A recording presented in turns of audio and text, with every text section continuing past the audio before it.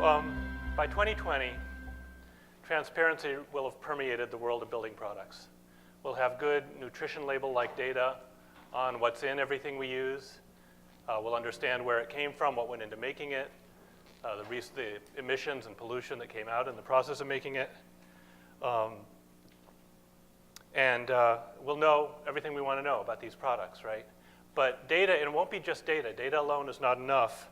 What we'll have is good actionable information. We'll have the support we need to interpret that data to make decisions about those products. Just like nutrition labels on food wouldn't do us much good if we didn't have some science behind what are good fats and bad fats, healthy and unhealthy fats. We'll have similar information about the products and the material to inform the material choices that we make. So that day is coming, but it's not here yet. Right now, we're kind of groping around in the dark. We know that many of the products we use are unnecessarily harmful to our health, to the other species we share the planet with, to the climate. We know these impacts are there, but we really only have glimpses and conjectures about exactly what those impacts are and what we should do about them. So a great example of this is the saga of flame retardants in furniture and furnishings. We've really been kept in the dark about the impacts of these materials in spite of efforts by some, including us in Environmental Building News. Alex has been talking about this for a long time. But until the Chicago Tribune's expose earlier this year, even we didn't realize just how deep the deceptive practices were behind this saga. The trade associations really managed to keep laws on the books that mandate the use of highly toxic and largely ineffective flame retardants in the cushioning materials in our furnishings. It actually turns out, it's kind of interesting, that the tobacco lobby was behind a lot of this because they were trying to distract us from pushes to push them to create self-extinguishing cigarettes. So they chose instead to focus the attention on the furnishings in the home, the things that could burn. As a result, we have about 2 pounds of toxic flame retardants in every sofa, in the cushioning of every sofa in this country, which it turns out is not nearly enough to prevent that sofa from going up in flames once the upholstery fabric catches fire, but enough that we have detectable levels of these chemicals in people in every corner of the planet. And now some of the worst offenders, some of the worst of these compounds are actually being eliminated, but we don't know for sure how much better the substitutes are because they're secret, they're proprietary, right? We can't tell exactly what's going on. So this leaves designers and contractors trying to make smart choices, certainly in a tough predicament. But manufacturers also, look at this map here of the building industry. Manufacturers also are in a tough spot, right? They're relying on their suppliers, sometimes having trouble getting information from them on exactly what's in the ingredients they're using. And even when they know what the ingredients are, may not always know the health impacts or the environmental impacts of those ingredients. The science isn't always there. And then even if they know that, understanding what the concerns are of their customers is the next challenge, right? You know, what are people going to care about? What do people want to watch out for? So transparency is really an important solution to this. And it's not just about health. It's about environmental impacts more broadly in materials. And it's not even just about materials. We're seeing a real movement towards transparency happening across the building sector with, for example, energy reporting mandates in commercial buildings. New York City is about to come out with data on exactly how much energy almost every large building in the city uses. Big shift here, big trend. Focusing back on materials, though, in order to conceive of and work with transparency, we have to understand the framework with which we're working. And when it comes to building materials, the framework that we're talking about is planet Earth, right? Everything we use begins as the Earth, goes through a series of transformations, refinements, installation, becomes part of a building, gets used, and then eventually returns to the Earth, right? This is a closed system. This is the planet that we're working in with this information. If we do our job, we might make that cycle a little shorter and recycle and extend the life of some of those ingredients. We might even reuse some of them and extend the life further through an even shorter cycle of some of those materials. But we're all doing this within this closed system. Now, there's a practice of quantifying inputs and outputs at each step of the way, and that's what we call environmental life cycle assessment, right? That's where you're putting numbers, you're putting quantities to the resources that are going in every step along the way and the emissions and pollution coming out, creating a life cycle inventory.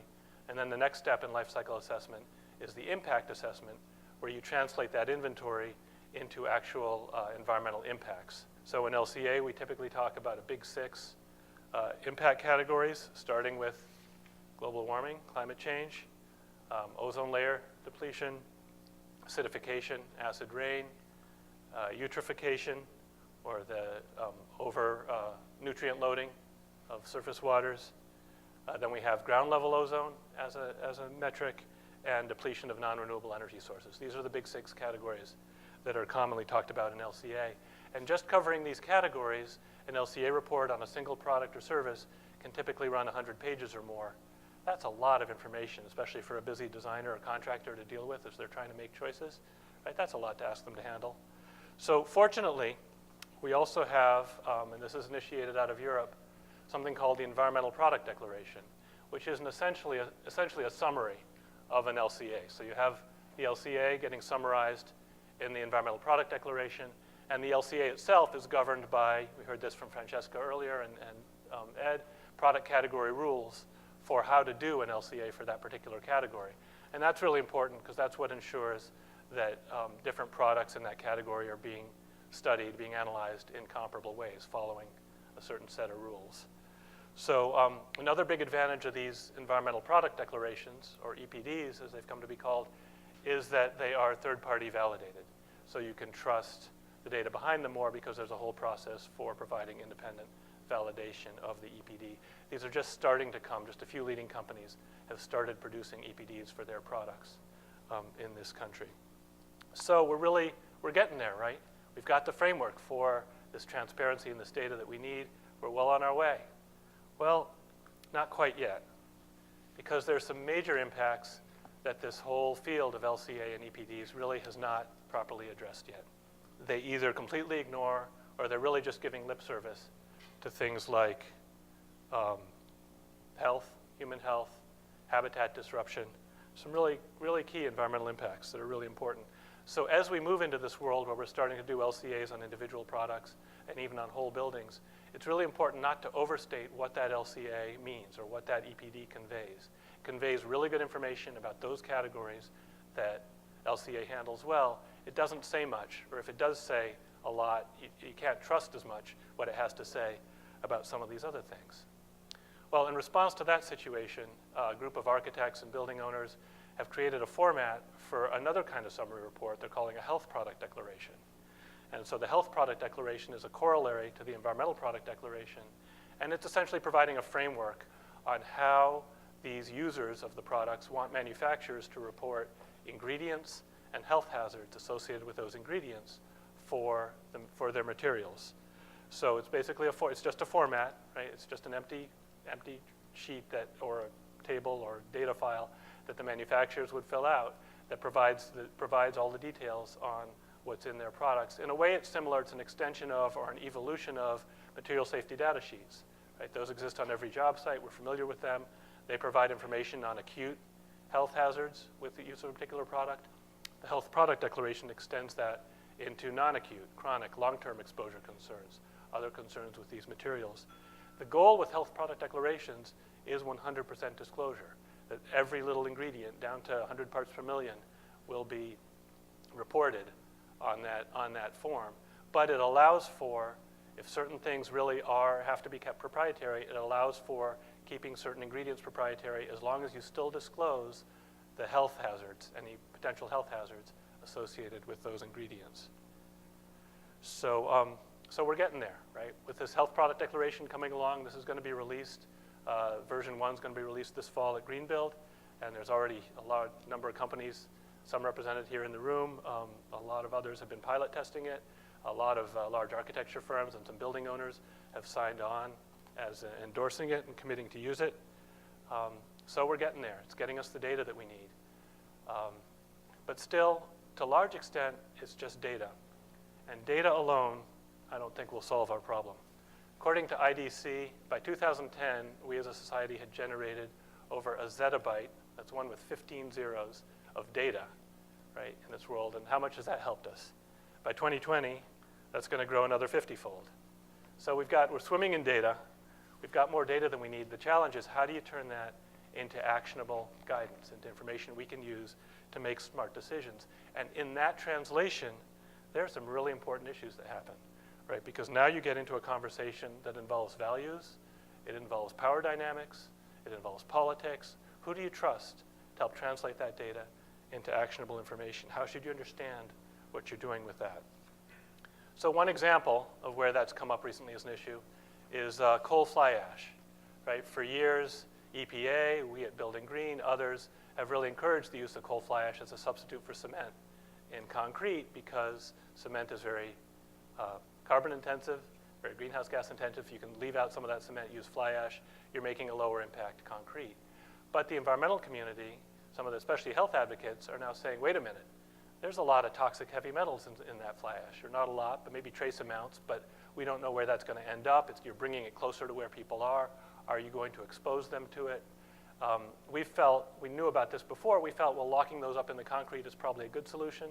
Now EPA isn't so sure. They've backed off of their beneficial uses program, and everyone's waiting for a ruling on whether coal fly ash is going to be classified as a hazardous waste, which will change the whole dynamic around the ability of people to reuse it. In fact, just this week, or was it last week, a couple of large producers of coal fly ash sued the EPA for the fact that they haven't made their ruling yet, because just the uncertainty, of course, is killing their business model. So what's a designer to do in this situation? What's a supplier to do? There's very tough decisions to be made around even when the data exist. And in this case, I think not all the data is in on what the impacts are of these things. Another example of that is bio-based alternatives to petrochemicals, right? We're seeing a lot of interest in bio-based materials, bio-based substances to be used as a substitute for petroleum-based materials. But are they really better? When you consider pesticides, fertilizers, heavy machinery that goes into growing the crops from which these bio-based things are produced, not necessarily. We need more data, and we need good interpretation of the data to make these decisions. So at Building Green, we've always tried to do our best to provide that kind of guidance in a form people can use. Our most recent effort was with a report we just put out on avoiding hazardous chemicals in commercial building products, where we tried to reduce it down to something as simple as spec this, not that, right? Keep it really simple. It was a big challenge in our office to agree to simplify things this much, because the answers are never really that simple. So there are some caveats in there. There's a lot more detail in the report about these choices, but we really wanted to make it as accessible as we could for people, busy people who have to make decisions in short amounts of time. Other people have spoken about the impact of LEED, and LEED has really been a driver in many ways in the industry, introducing new practices. Who heard of building commissioning? Outside of labs and mission-critical facilities, no one did building commissioning prior to LEED introducing it. And similarly, a lot of companies couldn't tell you if their product had any recycled content in it or how much that was until LEED came along and started incentivizing the use of recycled content. In fact, Homosote, for over 100 years, has been made almost entirely recycled content material, but for most of that time, they tried to hide that fact. Right? Now it's become a selling point. I love this ad. It's hard to read this ransom note, right? Use Homosote on your next project, or the tree gets it.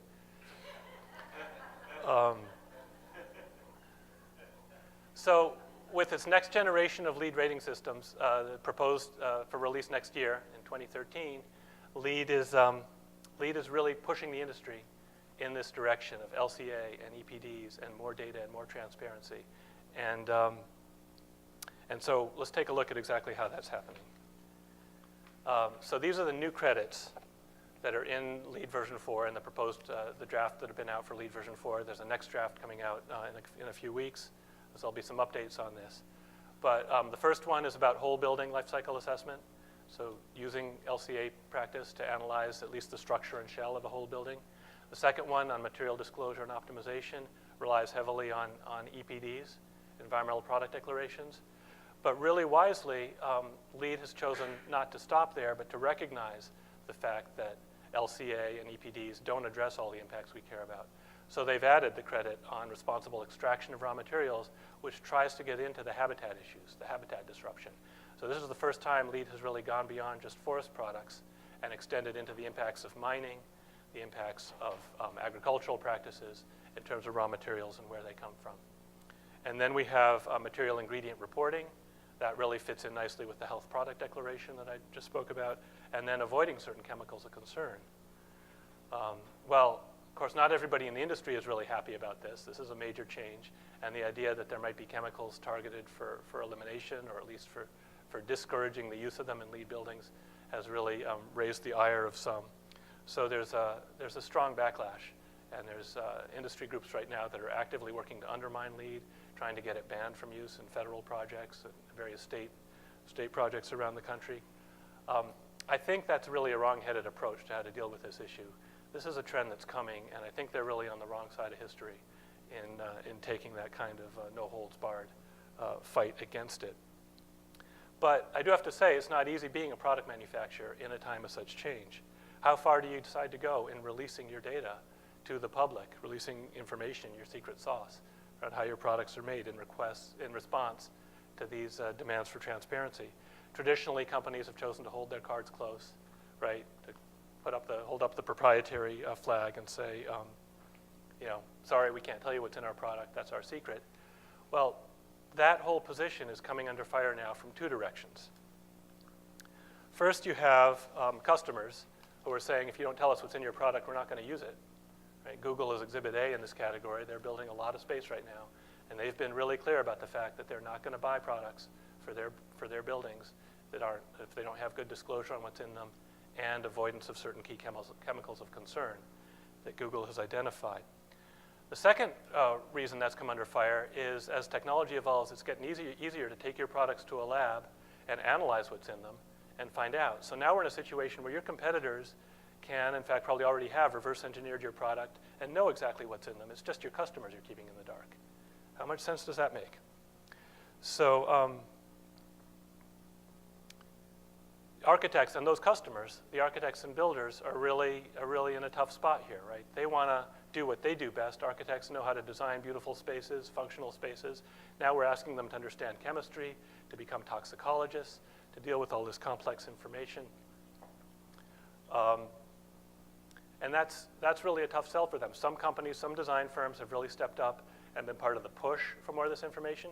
Others are running in the other direction. There are architecture firms who are actively saying, we don't want it. Don't tell us what's in the products. They're worried about the liability of if some hazard, some health impact shows up in the building later, if it can be shown that they knew that something was going into it, that's additional liability on them. That seems like a real head-in-the-sand approach. Wouldn't it be better to know and make proactive decisions now? But the architecture world is definitely mixed about this. In the green building space, the push for this kind of information has come, again, I think initially from LEED, with LEED for new construction back when it first launched a dozen years ago, looking at things like refrigerants and certain VOCs and urea formaldehyde that it was encouraging people to avoid. And then the Green Guide for Healthcare came along and added a whole other list of ingredients, materials, substances that they encourage people to avoid. LEED for Healthcare took some of those and then introduced a pilot program that covered the rest of them. But it wasn't until the Living Building Challenge was introduced that we had something defined specifically as a red list, specific list of ingredients. And the way the Living Building Challenge works, right, if you use any of those ingredients, you can't, your building doesn't comply, right? It's all or nothing with Living Building Challenge. It's not points and options like it is in LEED. So now you have this red list that's identified a certain subsection of these ingredients. EPA has its chemicals of concern list. Perkins and Will came out with their precautionary list. As you can see, we're generating quite a tangle of related red lists here. Healthy Building Network and Clean Production Action kind of tried to draw a bubble around the whole thing. And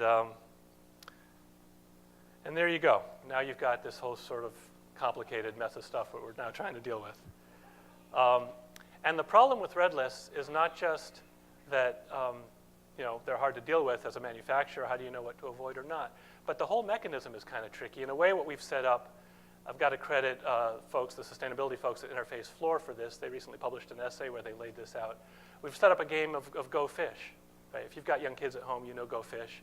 So you, the manufacturer, are there as a supplier. You're there holding your cards. And the architect or designer or contractor is coming to you and saying, so does your product have any cadmium in it? And You might look at your cards. Nope, go fish. What about arsenic? You got any arsenic in your product? No, we're safe there, go fish. It kind of is a funny dynamic, right? It's a funny relationship we've set up there. And if you compare that to the alternative, which is what if you were to use a health product declaration or something else and just lay all your cards out on the table? Here it is. Here's everything in our product. Let's talk about that. Now you've set up a completely different relationship with your customers, with the people who are trying to use your product. They become your partners. They can work with you. If they identify things in your products that they don't like, they can come and ask you about them. You can talk about it. Maybe you agree with them, and you can work with them to find better substitutes. Maybe you don't agree. Maybe there's a reason you think that is the best ingredient to be using, and you can explain that and work with them to help them understand that situation. So as we're moving to a world in which how data is interpreted is at least as important as what the data is itself, having that kind of relationship and dialogue with your customers would seem to me to be paramount in terms of how you approach this kind of situation. So that's really the thought I want to leave you with, which is that as we really need to be working together collaboratively to solve the problems we all care about in this world, and transparency is at its most powerful if what it's going to do is lead to relationships based on trust, so we can do that.